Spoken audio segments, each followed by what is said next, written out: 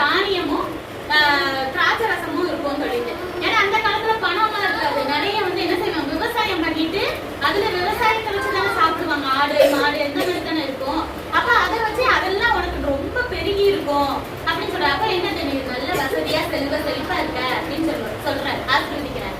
அப்போ அதுக்கடுத்து ரெண்டாவது என்ன ஆசீர்வாதம் சொல்றேன்னா, கூட பிறந்தவங்க எல்லாம் உன்னை கும்பிடுவாங்க, உனக்கு மரியாதை செலுத்துவாங்க. எப்படி கும்பிடுவாங்க, மரியாதை செலுத்துவாங்க? நம்ம பெரிய ஆளா இருந்தா தானே நம்மளுக்கு பயந்துட்டு வந்து மரியாதை செலுத்தும். அப்ப நீதான் பெரிய ஆளா இருந்த.